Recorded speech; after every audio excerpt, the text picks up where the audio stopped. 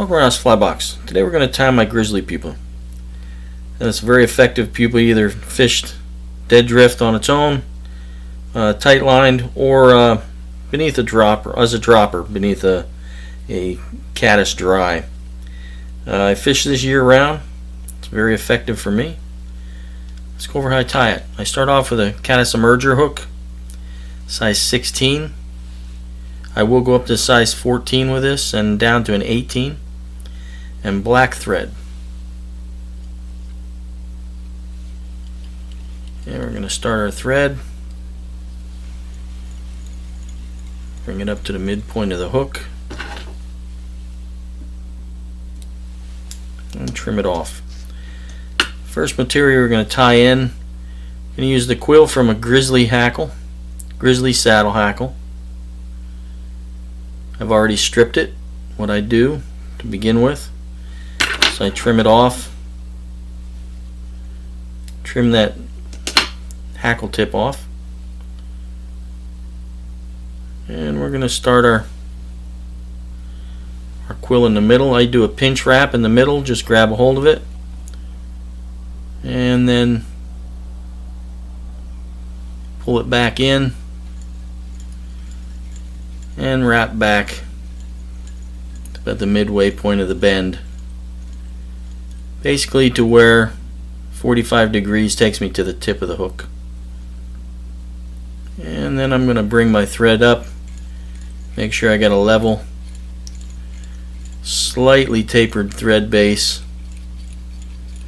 to a point about 2 eye lengths back from the eye.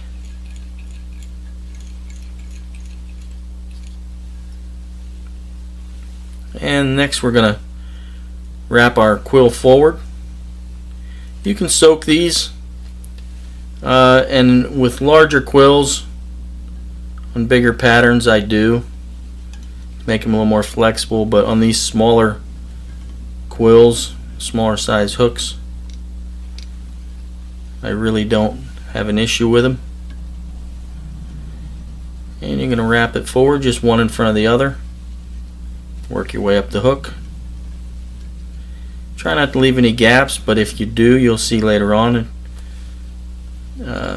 if you get a little glimpse of black in between there, it's not going to affect the outcome of the fly much at all. And I wrap it with my hands, going, for the most part, I leave that tag end of fluff on the end here, so that it doesn't slip through my fingers as easy as I'm wrapping. But then when I get close, I tend to, if I have to, I grab the hackle pliers. Don't be afraid to just start it with the hackle pliers the whole way. And once I start to get a little iffy on slipping through my fingers, I'll switch to the hackle pliers. I always keep them handy. And we're going to bring it up to that 2 eye lengths point and tie off. Now I have a specific way I lock this in. I do 3 wraps behind while I hold considerable tension on it, and I'll give 3 or 4 wraps in front, then I come behind again, and then I snip off. Make sure you lock that in place. Now what I do here, since this is a stage of this fly, I usually put a 2-turn whip finish just to lock it in. We're not going to snip off the thread. And the next step we're going to do, I'm going to take a brown Copic marker. Let's see here, just standard brown. And I'm going to take one swipe. I'm not going to saturate the whole quill. I'm just going to take one swipe across the top, right there, and that's going to bleed into our coating as well. Give it just a second to dry. It dries fairly fast. The next step I'm going to do is I'm going to take Sally Hansen's with a brush applicator. I usually don't use the brush except for coating bodies, large streamers. And we're going to brush it on.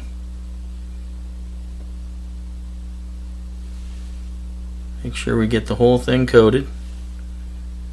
And if anything, put a little more than what you think you need on there. And you'll see it'll start to belly out on the bottom. And then I take my bodkin, sweep it towards the thorax, take some of that belly off of there, and it'll settle and self-level. And you're going to give it just a little bit to dry, just so it doesn't grab the rest of your material. And while that's dry, once it gets the initial tackiness down, you're good to go. The next step, you're going to make a small loop, small dubbing loop right in front of that thorax.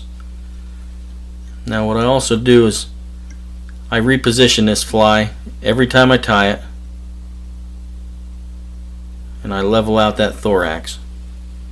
Just adds to the ease of tying the dubbing in. I lock that dubbing loop in place, bring my thread to the front, and we're going to put a little bit of wax. You're only going to use this dubbing loop about 1 inch of material. And the first material you're going to stick in that loop is gray fox, or gray squirrel, I'm sorry. Just about 1/2 inch of dubbing right there. That's all you want. And then the second pinch is going to be about 1/3 as much black ice dub. Just a little bit in the front. Now you grab it with my shepherd's hook and spin it. You're going to spin it pretty tight.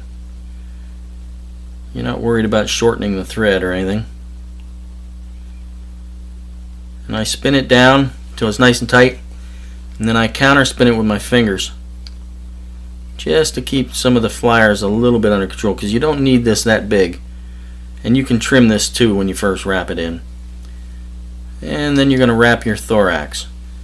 You're going to start off at just like at the first few wraps of the quill to cover that transition.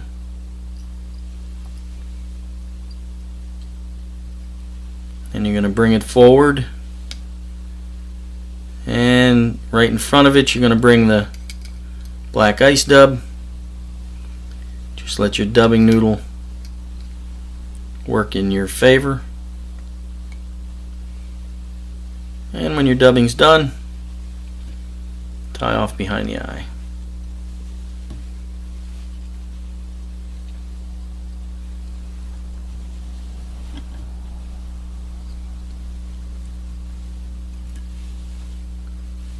And then clip off, loop, build your head a little bit,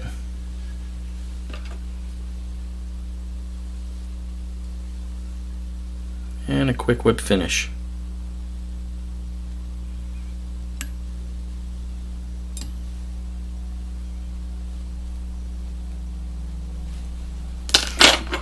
And then you're going to trim that off. And I like to trim my flyers. I don't need these real big. It picks out and it dubs out on its own.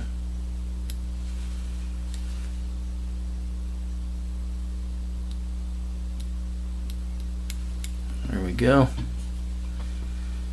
Got a few that are just very long. I try and trim them down a little bit. And then my standard bottle of head cement.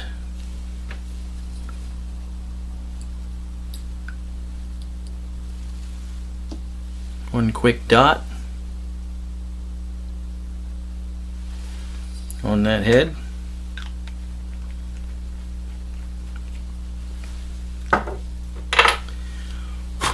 And there it is. The Grizzly Pupa. Very effective fly for me. This does well for me as a caddis pupa. Fish by itself with a with split shot deep. And it also does well for me if I have greased this, and this will fish as a midge pupa as well, tied smaller.